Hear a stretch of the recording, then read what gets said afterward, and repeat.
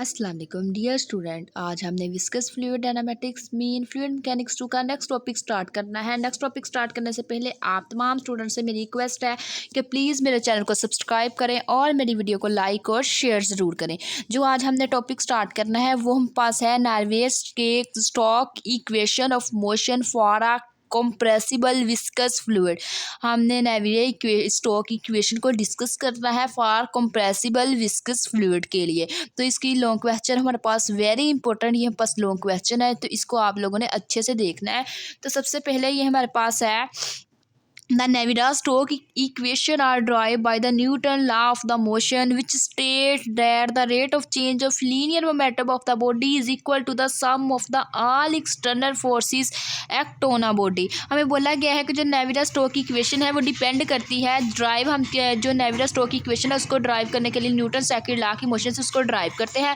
और जो हमारे पास जो होता है न्यूटन जो सेकंड लॉ होता है उसकी हमारे पास डेफिनेशन क्या होती है, rate of change of linear momentum body का जो होता है वो इक्वल होता है एक्सटर्नल फोर्सेस के इक्वल होता है। एक्सटर्नल फोर्सेस में पास कितनी तरह की होती है, दो तरह की होती है, एक बॉडी फोर्स होती है और दूसरे में पास कौन सी फोर्स होती है, एक बॉडी फोर्स और दूसरी सरफेस फोर्स होती है। तो ये हमें पास यहाँ तक बोला गया external forces act on it, the external forces acting on a body force.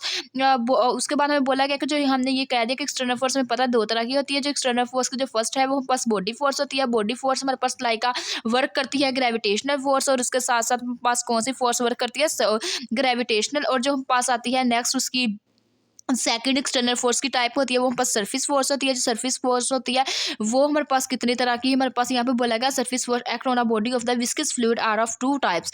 उसकी हमारे पास आगे जो सरफेस होती है सरफेस फोर्स होती है उसकी भी नेक्स्ट दो टाइप्स होती हैं। एक हमारे पास क्या होती है नॉर्मल फोर्सेज और दूसरी हमारे पास क्या होती है टेंजेंशियल फोर्सेज। जो नॉर्मल फोर्सेज होती है नॉर्मल फोर्सेज और normal stress similarly the pressure, उसमें जो हमारे पास नॉर्मल फोर्सेज होती है वो एज अ प्रेशर काम करती है, but it may not be same in all direction. वो उसकी जो डायरेक्शन होती है वो हम पास ऑल टाइम सेम नहीं होती। इसी तरह जो हम पास नेक्स्ट है a tangential force shearing stress whose direction is parallel to the surface on which is set. हमें बोला गया जो हम पास क्या होती है टेंजेंशियल फोर्स होती है वो शेयरिंग स्ट्रेस के अंदर उसकी डायरेक्शन जो होती है सरफेस की तरफ होती है और वो क्या होती है पैरेलल होती है।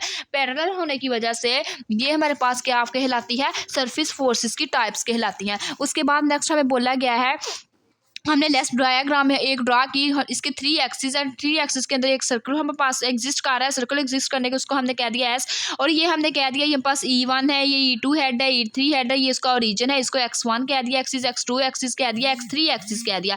इसी तरह ये पास सरफेस है, ये एस है और इसका वॉल्यूम टा है, और ये पास उसका कोई स्मॉलेस्ट पार्ट डेल एस है और स्मॉलेस्ट वॉल्यूम उसका क्या है डेल्टा है। तो ये हमने क्या किया एक डायग्राम बनाई। अब यहाँ से हमने इसको थोड़ा सा उसका थ्योरेटिकली उसको एक्सप्लेन कर दिया कि let a fluid body of a volume ta by enclosed by orbit surface as shown in a figure। हमने कह दिया जो टा हमारे पास क्या अनक्लोज हमारे पास अनक्लोज वॉल्यूम को इंडिकेट कर रहा है, जो एस है हमारे पास सरफेस को इंडिकेट कर रहा है, जैसे कि शो कर दिया गया है फिगर के अंदर। जो हमारे पास वी है वेलोसिटी है, और वो जो वी वेलोसिटी है उसको हम कहेंगे U1 U2 U3 के इक्वल होगी पास। और जो पी है वो पास किस सॉरी जो रो है वो इंडिकेट कर रहा है डेंसिटी को, और जो पास डेल्टा है वो हमारे पास क्या है एलिमेंट्स ऑफ द वॉल्यूम है। इसी तरह next then the mass of the body within the elements, जो हमारे पास एलिमेंट्स ऑफ द जो डेल्टा है तो उसको हमने क्या करना है with respect to density explain करना है। तो उसके लिए हमने कह दिया कि the mass of the fluid, अगर हम पास मास ऑफ द फ्लूइड हमने किसी एलिमेंट्स के लिए फाइंड करना है तो उसके लिए पास फार्मूला होगा rho into delta then the momentum of the fluid within the elements is equal to, अगर हम विद रिस्पेक्ट टू मोमेंटम बात करें फ्लूइड के लिए तो वो हमारे पास उसके लिए एलिमेंट्स उसका क्या आएगा वो पास आ जाएगा रो वी वेक्टर डी ऑफ टा के इक्वल आ जाएगा। तो नेक्स्ट अब हमने क्या करना है मोमेंटम हमने फाइंड आउट करना है। मोमेंटम के लिए हमारे पास क्या आ जाएगा होल बॉडी के फार्मूला अप्लाई करना है। Thus the momentum of the whole bodies, उसके लिए हम पास फार्मूला होगा ट्रिपल इंटेग्रल टा रो वी डी ऑफ टा। ये हमने फार्मूला लिख लिया। लिखने के बाद रो वी और ये डेल टा को हमने कन्वर्ट कर दिया डी टा के अंदर, ये पास फार्मूला आ गया। उसके बाद हमने क्या करना है रेट ऑफ चेंज हमने फाइंड करना है, rate of change of momentum time के लिए हमने क्या किया, डी ओवर डी टी ले लिया। डी ओवर डी टी हमने पहले बाहर रखा, फिर वो अंदर अप्लाई हो गया, क्या हो गया, D V over D T बन गया। अब हमें पता है ये पास किसके इक्वल आ गया। अब हमने यहाँ पे क्या कर देनी है, वेलोसिटी अप्लाई कर देनी है। हमने यहाँ पे वेलोसिटी लेट की थी, जो हम पास वेलोसिटी है U1 भी हो सकती है, U2 भी हो सकती है, U3 भी हो सकती है।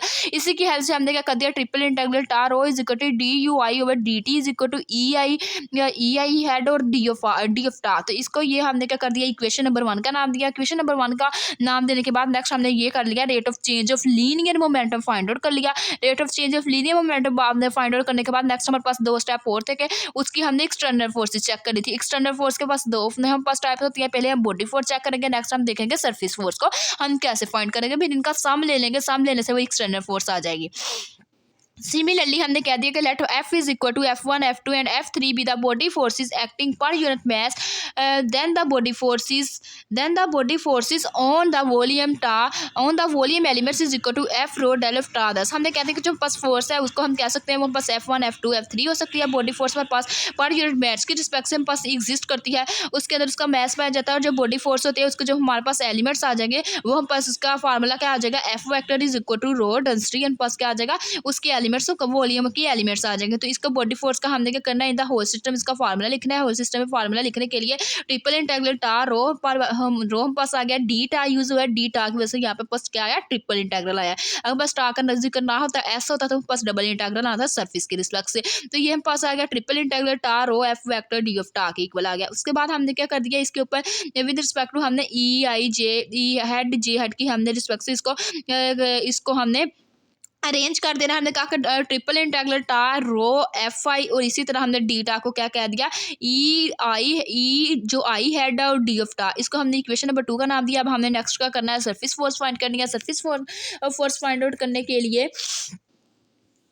सबसे पहले हमने लेट कर लिया कि let t vector be the surface forces per unit area of the body, then the surface forces acting on the elements of the area del of s and formula हम पास क्या आ जाएगा, T n is equal to del of s है, then the total forces acting on a body. जो पास surface force है उसको हम इंडिकेट करेंगे टी एन से। उसके बाद हमने क्या कह दिया कि जो सरफेस फोर्स होती है वो क्या करती है, पर यूनिट एक्ट करती है पर यूनिट एरिया के, बॉडी के ऊपर पर यूनिट एरिया की रिस्पेक्ट से वो हम पास वर्क करती हैं। वह उसके बाद जो हम पास होगी डेल ऑफ एस, हम पास होगा स्मॉलेस्ट जो इसका एरिया होगा वो डेल एस के, इसका डेल ऑफ एस के इक्वल होगा। जिसका फार्मूला आ जाएगा वो हम पास आ जाएगा T N head is equal to del of S. Then हम पास इसका टोटल हमने अगर बॉडी फोर्स फाइंड आउट करनी हो तो वो हम पास किसकी इक्वल आ जाएगी, ये एस है, एस की वजह से डबल इंटीग्रल एस आ गया और ये पूरा फार्मूला आ जाएगा टी एन और is equal to D of S. अब हमने पढ़ा था टी एन का प्रीवियस हमने जब लेक्चर पढ़ा था उसका फार्मूला पढ़ा था, वो किसकी इक्वल था, sigma j i is equal to n j e i. तो ये हमने सिग्मा टी एन की जगह उसका फार्मूला बट कर दिया, सारा डी ऑफ एस आ गया।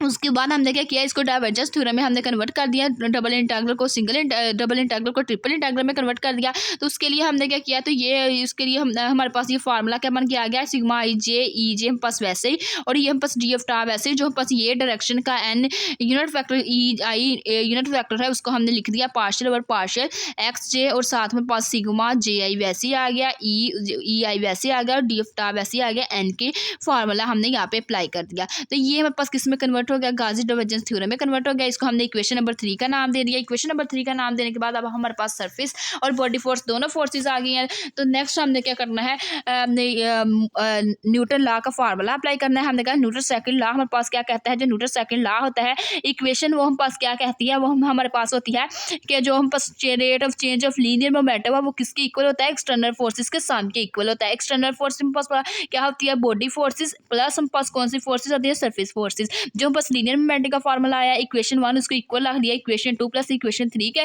और उसके बाद हमने क्या किया, यहाँ पे हम पास ट्रिपल इंटीग्रल टा सब में से कॉमन आ रहा था, कॉमन ले लिया और हमने देखा कि ई आई हेड और डी टा सब में से कॉमन आ रहा था, हमने कॉमन ले लिया। कॉमन लेने के बाद ये हमारे पास जो सारी हमने अपनी कितनी भी जो टर्म्स है लेफ्ट हैंड साइड पे ले ली और राइट हैंड साइड को इक्वल टू 0 कर दिया। अब हमने क्या कर दिया, ये पास हमने कह दिया कि इक्वेशन जो 4 है वो ये हमारे पास क्या है, ऑर्बिट रेली है। ऑर्बिट रेली होने की वजह से जो इसका इंटीग्रल है वो हमारे पास क्या हो गया, हम पास डिस्क्रिमिनेंट हो गया, मीन खत्म हो गया। तो उसकी हेल्प से हमने क्या कह दिया, ये हम पास पूरी जो इक्वेशन है वो पास किसके इक्वल आ गई, 0 के इक्वल आ गई। ये हमने अंदर वाले पार्ट को 0 के इक्वल लेट कर लिया। 0 के इक्वल लेट करने के बाद ये हमने क्या कह दिया, ये पास टर्म वैसे ही आ गई, रो हम पास d u i over D t equal to, ये हम पास हम राइट साइड पे ये दोनों टर्म ले गए तो नेगेटिव है तो पॉजिटिव होगी। पॉजिटिव होने के बाद नेक्स्ट हमने क्या कह दिया, यहाँ पे हमने कह दिया वेयर जो डी ओवर डी टी है मेन मटीरियल डेरिवेटिव है वो किसके इक्वल होगा, partial over partial t plus u j और partial over partial x j के इक्वल होगा। जो यू आई है वो हम पास क्या है, वेलोसिटी है किसकी, डायरेक्शन के अंदर, एक्स आई डायरेक्शन के अंदर। उसके बाद नेक्स्ट हमने यहाँ पे रेफरेंस दिया जो हम पास क्या है, सिमेट्रिक ट्रांसफर हमारे पास क्या होता है, सिग्मा आई जे किसके इक्वल होता है, सिग्मा जे आई के इक्वल होता है। इसी तरह नेक्स्ट हमें पता है सिग्मा आई जे का हमने फार्मूला पढ़ा था, हमने क्या किया, उसी की हेल्प से इसका फार्मूला यूज किया। सिग्मा आई जे हम पास किसके इक्वल होगा, यहाँ पे हमने क्या करना है, उसका फार्मूला अप्लाई करवा देना, sigma I J is equal to minus P sigma I J plus 2 mu E I J minus 2/3 mu sigma I J partial you के over partial x K equal होता है। यहाँ पे जो म्यू होता है वो हम पास एब्सोल्यूट विस्कोसिटी को इंडिकेट करता है।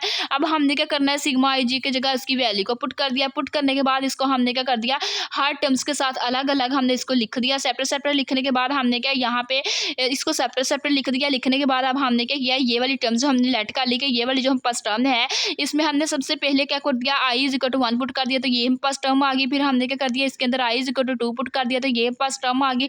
इसी तरह हमने क्या किया, आई इज इक्वल टू 3 पुट कर दिया तो ये टर्म आ गई। तो इन द फॉर्म ऑफ जे लिखना हो तो ये पास किसके इक्वल आ जाएगा, पार्शियल और पार्शियल एक्स जे, वो हम हमारे पास किसके इक्वल आ जाएगा, पार्शियल पी और पार्शियल एक्स आई के इक्वल आ जाएगा। सिमिलरली ऐसे ही नेक्स्ट हमने किया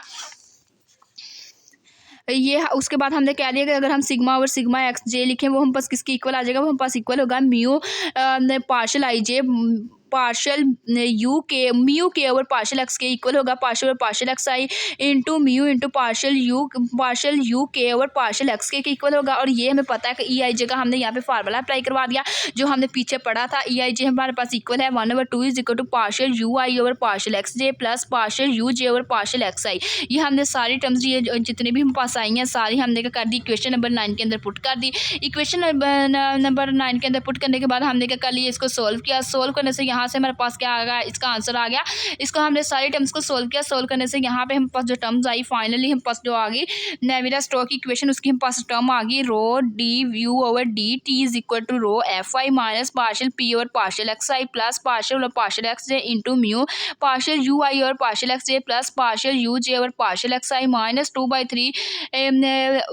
2/3 sigma I J partial you के over partial x i partial you के over partial x k i j k is equal to 1 2 3 and so on. तो यहाँ पे हमने कई नोलिकल डाटा को भी डिस्क्राइब कर दिया। अगर बस 1 जब कब आएगा, जब वो इक्वल होगा आई इज इक्वल टू जे के, 0 कब आएगा, आई जब नॉट इक्वल टू जे होगा। तो हमने कह लिया जो हम पास इक्वेशन 10 और 11 है वो हम पास क्या है, नेवियर-स्टोक्स इक्वेशन कहलाती है। कितनी डिमेंशनल होती है, उसकी 3 डिमेंशनल तक होती है और वो हम पास किसके लिए एप्लीकेबल होती है, विस्कस कंप्रेसिबल फ्लूइड के लिए एप्लीकेबल होती है। अब उसके नेक्स्ट हम पास कुछ आते हैं पार्टिकुलर केसेस में हमने जो फर्स्ट केसेस पढ़ना है वो पास पढ़ना है viscous compressible fluid with constant viscosity. अगर हम क्या कर दे उसकी विस्कोसिटी को कांस्टेंट कर दे तो देन हम पास स्टोक्स की इक्वेशन क्या आएगी, इक्वेशन ये हम पास है इसकी जो हम पास म्यू है उसकी वैल्यू को कांस्टेंट कर दे, मीन 0 कर दें तो वहाँ से हमारे पास जो इक्वेशन आएगी वो हमारे पास क्या बनेगी यहाँ से।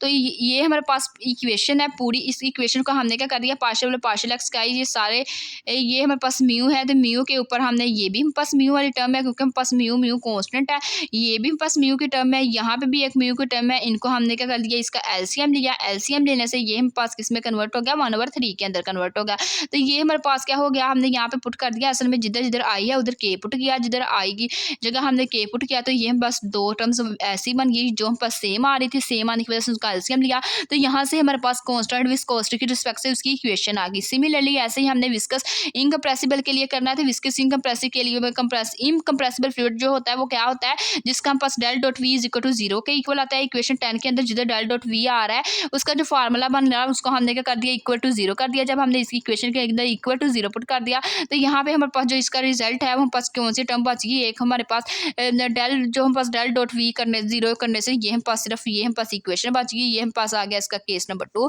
उसके बाद नेक्स्ट हमारे पास है केस नंबर 3। केस नंबर 3 में हमें बोला गया है कि हमने viscous incompressible fluid with constant viscosity के लिए फाइंड करना है। तो कांस्टेंट विस्कोसिटी मीन हमने क्या करना है, जो अपनी विस्कोसिटी है उसको कांस्टेंट रख लेना और जो इनकम्प्रेसिबल फ्लूइड है डेल क्रॉस वी इसको क्या कर देना, 0 कर देना। जब हम इसको 0 कर देंगे तो यहाँ से हमारे पास जो इसका फाइनल रिजल्ट है वो हमारे पास आ जाएगा। वो फाइनल इक्वेशन क्या आ जाएगी, इक्वेशन 12 और 13 को सोल्व करने से ये हम पास इक्वेशन बन जाएगी। सिमिलरली हम पास नेक्स्ट उसका केस है केस नंबर 4, वो हमें क्या कहता है कि नॉन विस्कस और इन विस्कस फ्लूइड। तो उसके लिए हमने क्या करना है, mu is equal to 0, mu को हमने क्या कर देना है, 0 कर देना। जब हम पास म्यू 0 हो जाएगा तो देन हमारे पास म्यू जिधर जिधर है वहाँ पे हमने 0 पुट कर दिया, तो ये हम पास फाइनली जो रिजल्ट आ जाएगा इक्वेशन 10 की हेल्प से वो हम पास आ जाएगा rho into d u i over D t is equal to rho f i minus partial p over partial x i की इक्वल आ जाएगा। इसको कह रही है हमने आइलर इक्वेशन ऑफ मोशन, ये हम पास होती है।